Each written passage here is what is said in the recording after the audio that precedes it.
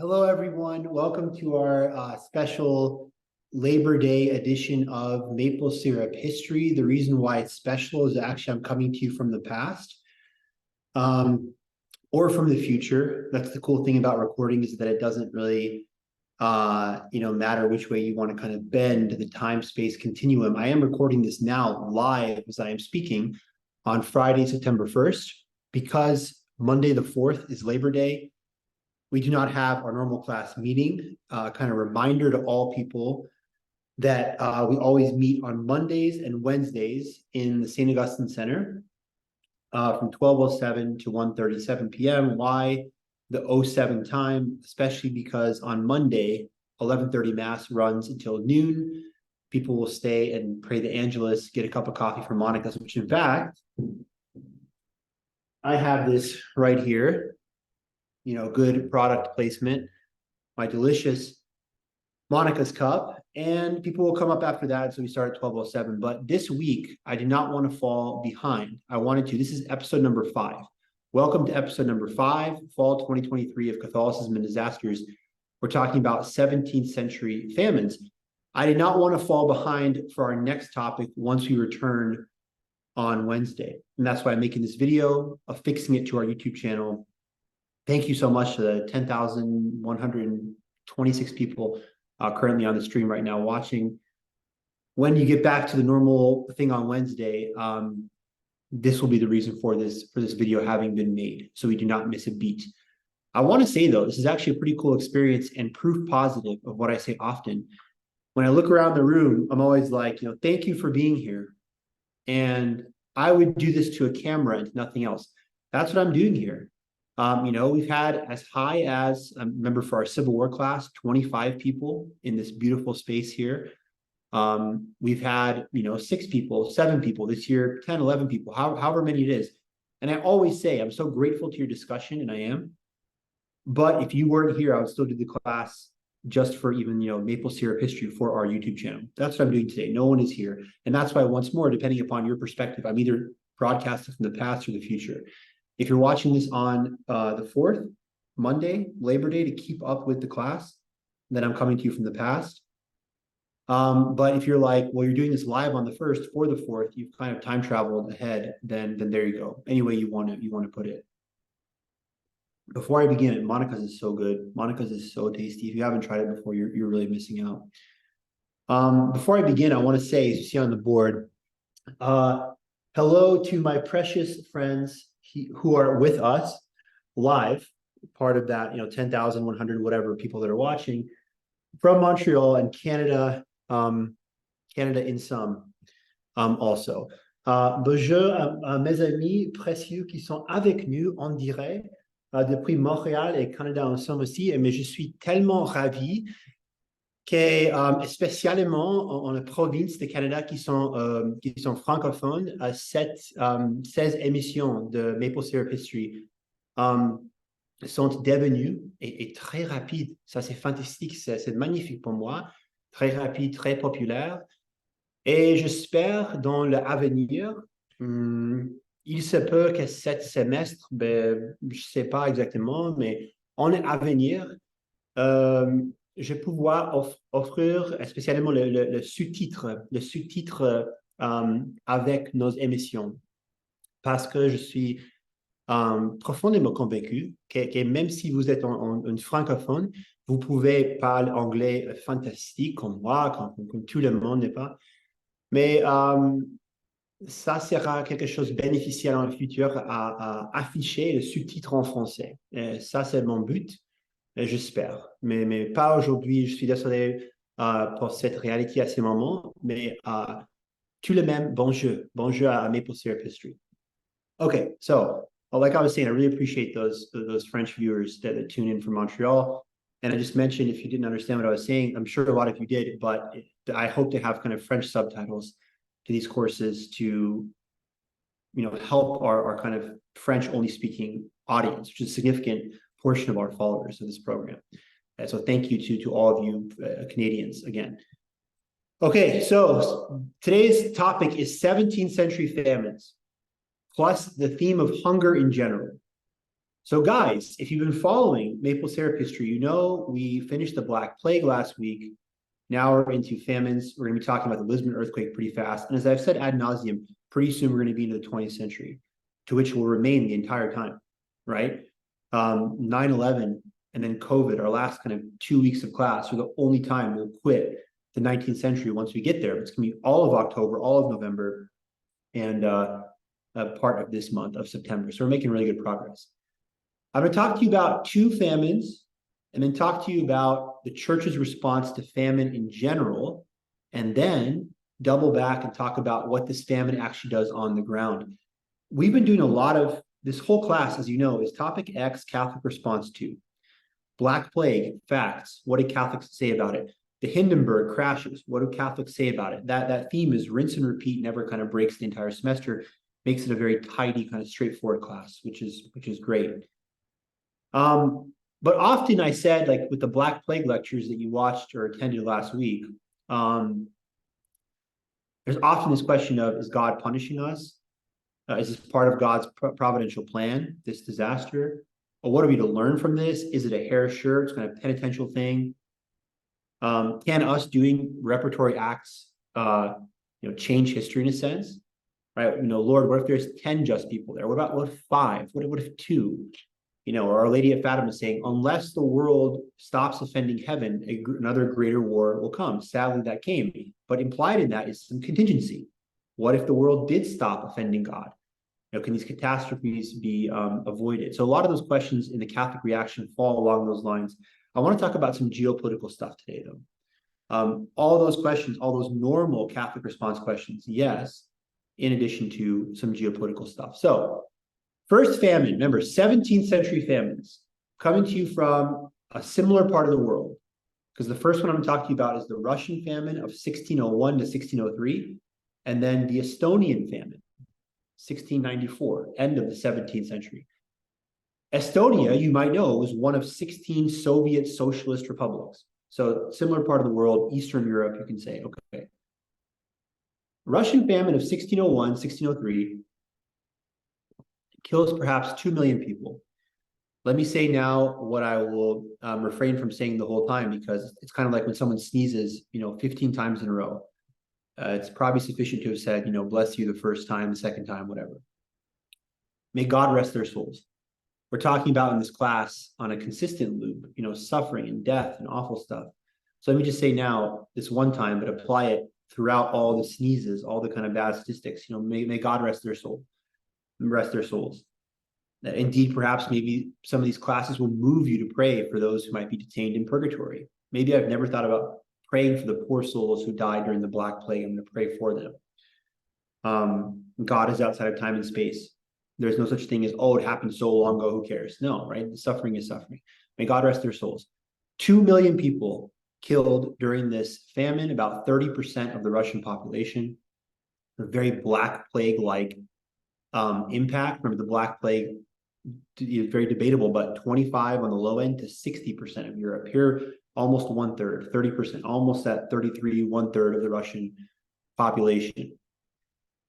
This famine, and I'm going to come back to this at the end of class, compounds the time of troubles. The famine is 1601 to 1603. It comes on right as this time of troubles comes on at the same time as this time of troubles is heating up, which is dated from 1598 to 1613. So time of troubles is a political reality. The Tsardom of Russia is completely politically unstable. It's being invaded by what was then the behemoth of Central Europe, the Polish-Lithuanian Commonwealth. Oh, excuse me, you mean like John Paul II, Poland? Yes, Poland, but not just Poland, Poland plus Lithuania, one of these Baltic states as well, was this massive conglomerate that does not get dismembered until the 3 partitions of Poland in the 18th century. That's neither here nor there. But it's this massive conglomerate Central European powerhouse. The Polish-Lithuanian Commonwealth is attacking them. They have enough problems from just fighting in war. Imagine during the Black Plague, along with this epidemiological disaster, you have all this war unrest as well. There you go. I'm going to talk about what happens I'm going to finish this class, right? I'm talking to you about this Russian famine, some stats about it, the Estonian famine, read a Catholic reaction to famines in general. So I think that's very, very apropos. Often our reaction will be direct. What do people say about the Black Death directly? That was last week. But sometimes it's like, here are just two famines of this time as we move chronologically. What does the church say about famines, period? Right? That might be very instructive. So actually, I'll have a kind of more modern document about the church's reaction to hunger, world hunger, famines in general. But I'm going to come back and tell you, and this is where it's like, oh, it's too bad no one is here. We have, again, 9,000 people listening in Canada, which is amazing, but no one in this room that can remind me. If one of you Canadians don't mind later on getting on the chat, if you could just tell me, hey, remember to say this, that'd be greatly appreciated, really. To remind you that after I give you these basic facts, to finish up and tell you, if you're like, Groshin, what happened with that political instability? Because the Russian famine, you said, is 1601 to 03, time of troubles 1598 to 1613. What does this political unrest give birth to? That's how I want to finish the class. Now, the famine, despite, again, Russia, 1601, 03, 30% of the population, is a worldwide phenomenon. Records from Switzerland, Estonia, France, Latvia talk about exceptionally cold winters between 1600 and 02. The 1601 wine harvest was late. You have wine, harvests ruined the world over, crop failure, trees blossoming late. In fact, in Japan, this place called Lake Suwa, Suwa,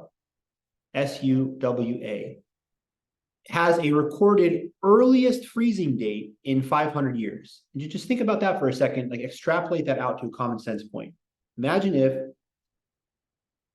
meteorologists said, come April or come May, right? May of 2024. Ladies and gentlemen on the Palouse, this was the coldest recorded winter in Moscow, Idaho, as far back as we have records. The city is, founded sometime in the late 1800s. Of course, Idaho statehood is I think Moscow is 1887 is the date of the city's founding. As far as records go back, and even maybe beyond that, some geological surveys coming out of Fort Boise in the 1860s, it's never been this cold. That would make headline news, right? In the Moscow Pullman Daily News newspaper. So this is a worldwide event. It leads to economic problems like following the poor harvest of 1601, the price of grain doubles, reaching 60 to 70 kopecks per quarter of rye. This is a massive kind of, price inflation. We're seeing some of these problems with price inflation. Look at most famously right now in our world, 2023, gas prices. Every time I fill up the pump, I'm like, it's amazing that gas is $5 a gallon. I was a teenager learning to drive in the early 2000s. I remember when gas was, $1.70, $1.69. It was news when it was like, oh, it's $2.29, right? Now it's $5. All of this is, happening throughout the world simultaneously. Crop failure, worst freezing points, colder winters, and despite the fact, remember, this famine is 1601 to 03, and we're just talking about Russia specifically right now, because that's the geopolitical point at the end. The weather is fine in 1603. But here's where I'd open a question to the class. And again, you Canadians, you're welcome to chime in whenever you want. But I would say, the weather's fine in 1603. These things are, the harvests are perhaps, the harvest temperature is appropriate again. We don't have these early freezing periods. Why does the famine intensify? Well, of course, because nothing happens in a vacuum. Weather is fine in 1603, but the fields have been, empty, have been ruined, this is a very non-scientific term, forgive me, but, decropified. I mean, become completely barren. They're not having their normal cycles. There's nothing in the ground to grow, period. So the weather's fine, but we've had 2 years of not just crop failure, but crop non-existence. You're kind of starting over from scratch. You see why this non-epidemiological, non-bacterial, non-medical event, as we just finished, this medical disaster of the Black Plague, nothing like that, but a non-medical event can have just as high mortality rates as some pandemic. Famine, weather-caused famine. And in fact, some of you might know why this, the kind of the main cause for this, and it's actually a eruption of a volcano in Peru. Wow. This might not be shocking to you. I know like Mount Tambora explodes in 1815, and we're going to have a lecture on Mount Tambora next week, or this event that follows, another kind of climatological weather disaster. How do Catholics react to that? You can say, in fact, Pope Francis, Laudato Si, in his whole kind of climate change encyclical, is the modern quest to have Catholic reactions to, he's like taking from our class, right? Or that's perfect for our class. The climate, a reaction to a potential or ongoing climate disaster, climate questions, whatever. When Mount Tambora explodes in 1815, you have the year without a summer. That's, if you go to vandalcatholic.com, you see our syllabus, that's an upcoming thing. When Krakatoa explodes in 1883, covers the world with ash. The ash circulates, colder temperatures.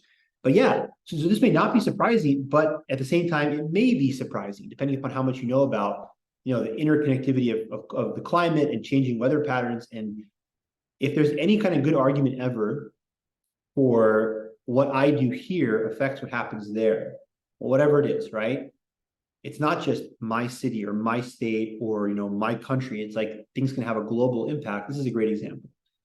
An eruption in Peru, and all of you are so smart. I know no one needs to be told this, that Peru is, in the Andes Mountains, Chile, Argentina, South America, totally different hemisphere, far, far away from Russia, has a direct impact. This explosion of the volcano causes a, quote, volcanic winter, reduced temperatures, everything snowballs down the hill from that. So the famine is not just a food reality. That's kind of the effect, the cause of this climatological disaster. Millions of Russians starved to death during a 2.5-year period. Approximately 127,000 bodies were buried in mass graves in Moscow alone. We talked about mass graves, desensitization to human corpses stacking up that we saw during the Black Plague compared to World War I. Another example of that as well. And once more, quote, according to a witness, 1/3 of the Muscovite Tsardom perished from the famine. Remember, I will come back at the end and talk about what does that mean for Russia. We'll talk about that in a second. Now, I'm going to skip all the way down because the middle part here, if you're like, what are you skipping through? I'm skipping through my notes on the Catholic reaction I'm going to do next. Talked about the Russian famine, talk about Estonia now, have covered the famines, Catholic reaction, finish with Russian geopolitics. And our class, as you know, is always an hour and a half long. From the time I press to record to stop record, by the time we're kind of settled in, our maple syrup videos are an hour 7, hour 15, whatever. Today's going to be much shorter for the obvious reason, again, of God bless you, thank you, look how awesome you are at participation, that no one is here live in class to carry a conversation. That always makes the class so full. In fact, I've built in a lot of these kind of questions as we go about live discussion for that purpose. What do you think about this? Blank, what do you think about this? Hey, blank, what do you think about what blank said, etc. And go around the room in this awesome kind of community. I really, really appreciate and love that. I'm always, a glass half full person. The positive aspect of no one being here today is we'll finish faster, be more kind of compressed, just the facts lecture.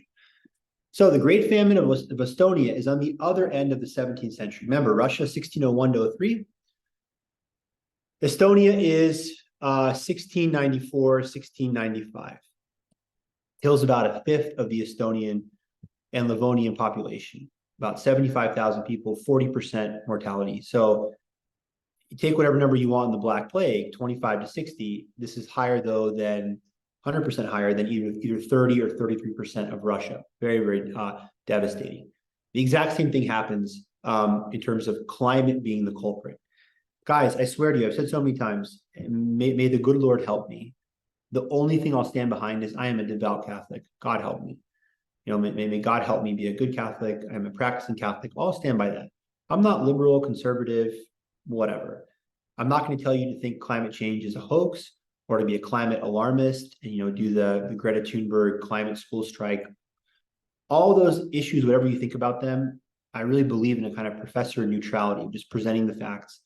You can make up your own decision. I'm never going to try to influence how you believe. The only thing that I'll ever stand behind is, well, my Catholicism does influence how I think about things, certainly, but left, right, pro, anti-climate, guns, immigration, all the way down, that's your business to decide how you feel about it. I'm not trying to make a climate alarmist argument here. Oh, look, see. I mean, climate is always changing too. That is true. For those who are more kind of demure and like stop with the alarmism, that the fact that climate causes stuff is a duh. Of course it does, right? There's been hurricanes, bad weather forever. Now, so whether it's direct evidence of climate change or not, or et cetera, or this, or maybe you're like, oh, I'm not a climate alarmist. And this proves that climate is always changing because this is before the Industrial Revolution. Don't all the climate alarmists say it's all about the CO2 in the factories? Well, that's not around in 1694. Again, you make up your mind how you want to feel about it. But climate, like with Russia, is once more the reason this famine comes about. It often is.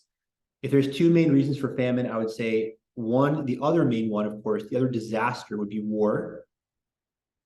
Awful genocides, towns being wiped out, so crop production being shut down. Look at Stalin's infamous hunger famine, the Holodomor in Ukraine in the 1920s and early 30s. So often it's war. If it's not war, it's almost always climate. Climate produces unfavorable crops in 1694 and 1695. You get a very cold and rainy summer, an early autumn frost destroying these crops. Cold conditions continue up throughout. Peasants, orphans, elderly begin to die en masse. Anyone who's kind of like what we would say, to borrow a COVID word, kind of immunocompromised or more vulnerable. And the worst part is, here's where you get this is the human factor exacerbating stuff. Is that a lot of landlords and merchants aren't keeping the grain for their people who need it. They're exporting it out to Finland and Sweden for the purpose of profit. So I mean, here's a bad, like, it's not just war, it's not just climate, it's also human greed. We got to keep those business things going, got to make our quotas. Sir, this whole family starved to death. Send it out, ship it out, doesn't matter, that kind of attitude in some ways. But once more, really, especially speaking of Estonia, it coincides very well, speaking of climate change, with something called the Little Ice Age. During the 1690s, climate in Europe in general is characterized by cold, unseasonably cold springs and summers. With an estimation, the temperatures were up to 1.5 Celsius lower than in the 1690s than they should have been in the average. And 1.5 Celsius, I can't do Celsius so well off the top of my head. I know like 10 Celsius is 50 degrees Fahrenheit. Of course, 0 is 32 for freezing point of water. I think 30 is 86 degrees. 1.5 Celsius, like kilograms to pounds, higher with Fahrenheit. Whatever that number is, 6-7 degrees Fahrenheit, it's significant. It's definitely significant. So much so that France, not Estonia, France, Western Europe, suffers its worst famine since the Middle Ages. Okay, final point here. Availability of salt, a vital ingredient for preserving meat and fish, was impacted by the colder climate. Portugal, which is the main source of exporting salt to this Baltic region, was itself affected by excessive rain. Remember, it's a little ice age throughout all of Europe. And once more, the government policy of taking the greenery and not keeping it for its own people, but exporting it, exacerbates an already bad climate-driven problem. All right, so guys, I am going to now really quickly go over, we've done two things, obviously. You can count just fine. We've talked about the Russian famine, the Estonian famine, 1601 to 03 in Russia, bookend of the 17th century, the second one, 1694, 92, 95, 1690s, Little Ice Age. What does the Catholic Church say about this kind of stuff in general, right? Well, I mean, duh. What do you think the Catholic Church says? As the holy, spotless bride of Christ, she is ever solicitous to help the poor. Whatsoever you did unto the least of my people, that you did unto me, Christ, says. So that's that beautiful song we hear at Mass often. What about those haunting words of Matthew 25? I was hungry and you gave me food, thirsty you gave me drink, stranger you welcomed me, naked you clothed me, ill and you cared for me, in prison you visited me. Enter into your master's joy. But people that don't do that, they go to hell, right?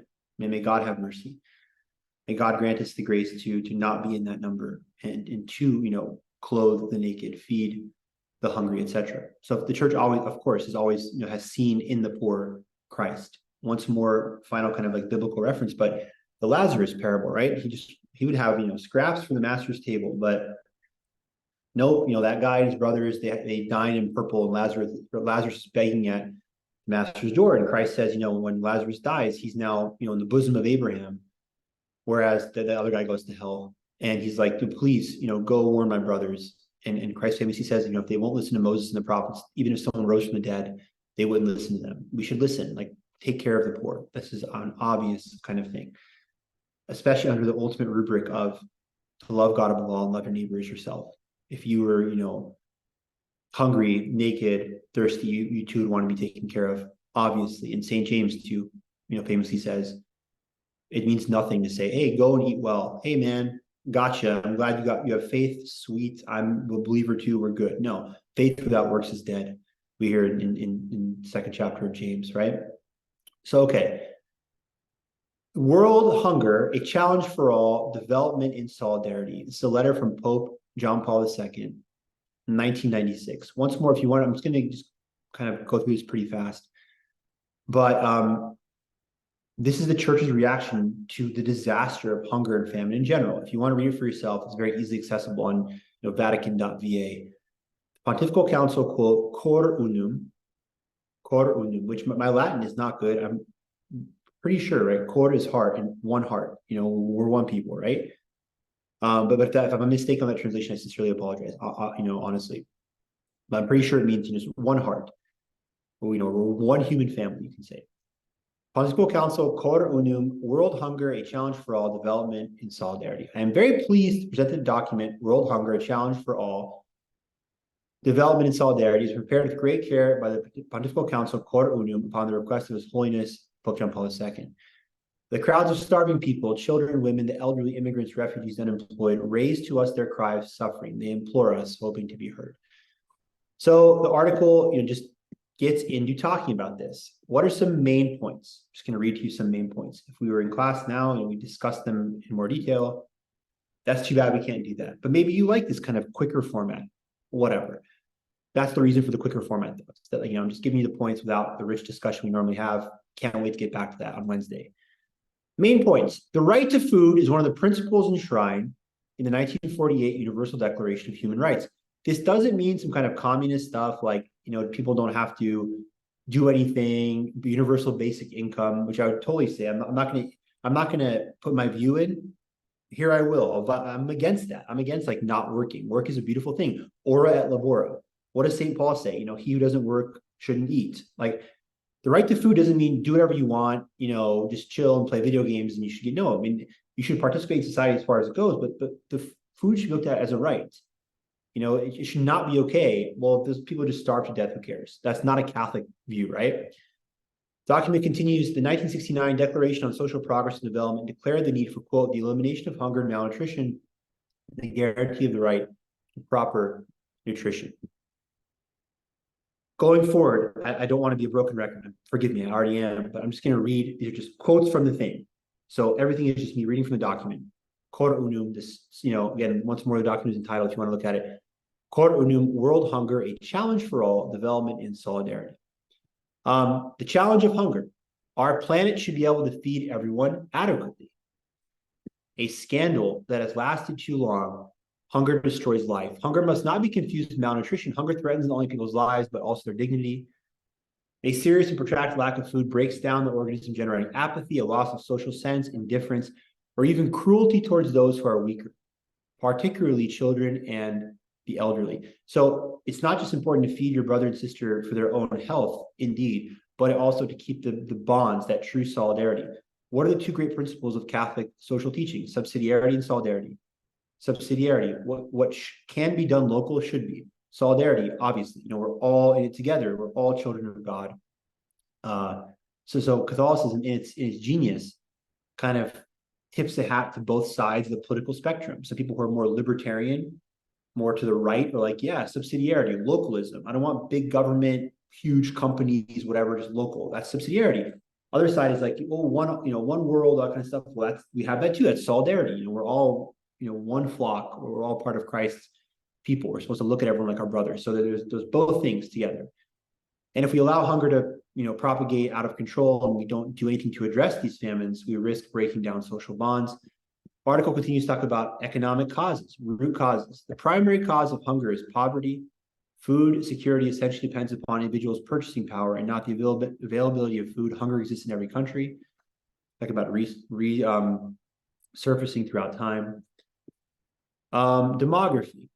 10,000 years ago, the world probably had a population of 5 million. By the 17th century, that's our century for this lecture, right? The two famines in Russia and Estonia, population about 500 million.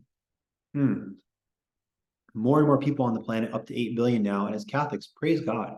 As Catholics, we're like, that's awesome. More precious souls. We're against any kind of eugenics, population control, population reduction. No, thank you. Contraception, et cetera, et cetera, et cetera. But but acknowledging, if you're taking that solidarity point, that demography is getting larger and larger, and in some ways it should be even larger. We've all heard of the other end of the coin. Everyone talks about, overpopulation. What about demographic winter? What about a society that has a 0.9% replacement rate? There's going to be no young people paying into Social Security, taking care of the elderly folk who are way at the top. Like 70% of the population is elderly folk who eventually won't be able to work. We need probably a lot of more births in some place. However that works between there's so many people, we need more births, overpopulation, demographic winter. As Catholics, we should realize, well, with so many people on the planet, how much more is that need to have kind of just solutions? And by just, I always mean, this is where I'm speaking as a Catholic, not just as the UN defines it or some, World Economic Forum, just according to Catholic morality, right? True just, in keeping with Christ's commandments and common sense, solutions to help feed the world, make sure everyone is getting a fair share. Influence of politics is a big thing. Right here, the letter mentions what I said, right? Famine is caused by two things, usually climate, but war as well. The letter says here, quote, Stalin's systematic withholding of food from Ukrainian peasants around 1930, causing the deaths of some 8 million people. This crime, which remained unknown or almost for a long time, was confirmed with the opening up of the Kremlin archives. So it's like you can have, which we see in Estonia in that second example, them just exporting the grain instead of feeding their own people. You can have human-induced climate crisis, famines as well. Here, John Paul II is criticizing, kind of like hyper-capitalism. John Paul II, I would definitely say, fair or not, was way more pro-capitalist than anything communist. He was just 100% anti-communism. So please take all of his critiques of capitalism with a grain of salt. John Paul II can never ever be accused of being a leftist. I think those critiques are absurd. He came from communist Poland, was rabidly anti-communist. I mean, he's super strong in league with Margaret Thatcher, Reagan in the 80s, conservative figures. But he criticized capitalism too. He's like, you're not allowed to have just endless concentration of resources and some rich country just more and more and more wealth, maybe a usurious wealth where you don't even work, you're just living off interest while people just die in the streets. No, that's awful. So concentration of resources is a problem. He says here in this letter, going on further, the earth can feed all its inhabitants. It's an error to say, overpopulation, there's just not enough food. There is enough food. We need less bad behavior. We need less unethical policies, whatever they be, in big business, on the local level, local greed, institutional greed, whatever. We can feed everyone, but especially he says here, modern agriculture. Modern agriculture, this is where it's like, thank God for science and scientific breakthroughs, has ways of helping to increase the food supply. We have new farming techniques. I personally know a lot of farmers in the Palouse who will, they're all about what is the latest cutting edge thing to get a better crop yield. And everyone win, more food in the market, more money for me and my family, more sustainable farming. Like we shouldn't just say, too bad, too many people, we can't do anything about it. Like, no, always work to improve what we're doing, especially when at stake is that second part of the greatest commandment, to love your neighbor as yourself, which is what this famine issue is always about, right? Ethical challenges to be taken up by all. That's part of the article. The rest of it I'll kind of let you read for yourself. If you would like, I highly recommend you read this article. Again, it's from October 4th, which, as you may know, and it's dated this way, the Feast of St. Francis of Assisi, October 4th, 1996. I'll read you the close here. Christians will find support at all times in the prayer of our Blessed Lady, praying and acting in one and the same movement of unreserved service to God and to humanity. Mother of God will intercede with the Holy Spirit to flood the minds and hearts of all Christians, thereby making them responsible and trusting, cooperating freely in an undertaking that will bear witness by itself to the love of God, which will have the weight of eternity. Shut up about we can't do it, right? The thrust of this article says, shut up. You're right, you can't do it. You're a profitless human. You're the worst. You have the grace of God. You have the Blessed Virgin Mary, the Queen of Heaven and Earth, ever ready to intercede for you. You have the angels and saints. Pray first. Seek divine grace. apply that to the earlier points about scientific innovation. Let's do this, and let's have caritas, this like divine charity, this true love of neighbor as ourselves, because we love God above all, as the driving force. Okay, so to conclude, a final thing, we still have a lot of talking about. We're not going to talk about famine that much in this class. Like I said, we have the sinking of the Titanic, Hindenburg, Chernobyl, nuclear disasters, the atomic age, Hiroshima, Nagasaki, 9/11. More those topics are forthcoming. Famine is not one that we return to many, many times. I think earthquake, we have 2 or 3 earthquakes. Famines, this is one of the few lectures on famine. So kind of noting going forward, we talked about the Holodomor. What about Yemen right now, right? This forgotten civil war, the bottom of Saudi Arabia. Nearly 24 million people in Yemen are in dire need of humanitarian assistance, according to a Center of Strategic International Studies report. Do we care? Is that not our problem? Well, I hope not. And I don't want to Matthew 25 lens that. Everything's our problem, right? If we truly are Christians, everyone is our brother and sister. And this Yemen famine is like, other famines that continue to rage throughout the world. Look what's going on in Ukraine now, which is the breadbasket of Europe, just the Russo-Ukrainian war. How is that going to affect the food supply? It's a constant problem. It's a constant problem. As promised, and I want to thank all the Canadians who in the chat were like, we're going to remind you. I'll say to the French Canadians again, merci à vous, parce que sans vous, sans votre attention à ces courses et sans votre participation, qui est encore une fois tellement fantastique, ces courses auraient manqué beaucoup de choses choses essentielles pour une course excellente. Merci à vous 1000 fois. It was indeed these Francophone Canadians who reminded me to make this last point, right? Because we covered both the famines, Catholic response. The Great Famine in 1601 to 03, which time of troubles, right in the middle, right at the beginning, time of troubles ends in 1613. What is the geopolitical reality? The Romanovs. That's where I want to end this class. The Romanovs. If you think, oh, it's just climate and just Russia, who cares? Because of this famine and the war, but I would argue perhaps maybe in keeping with our theme today, it's as much famine as it is war. You have 304 years of Romanov rule beginning in 1613 until the fateful, awful, terrible Bolshevik Revolution of 1917, when Nicholas and their whole family are executed, and that leads to even worse. It's a perfect, in an evil way, kicking off of what the Soviet Union would be all about, this kind of cold-blooded murder and complete disrespect for human rights. And then the next, whole 20th century till 1991 of Soviet atheistic communism, which appropriately reading the John Paul reflection from the 90s, that this great, anti-Soviet warrior. But so things have a connection. This famine in 1601 in Russia births 3 centuries of a Russian ruling dynasty that are intricately tied up in things that'll happen later on, even down to our own age. So much so, kind of final point of connectivity, Vladimir Putin takes over as president of Russia from Boris Yeltsin, December 31st, 1999, the day before Y2K. Putin was born in the 50s in that USSR, which came out of 304 years back to the famines. One connected thread. I am not at all saying this would be ridiculous, that somehow the Russian famine is directly related to Putin taking power. That's stupid. I'm not saying that. I'm saying that these events are all connected.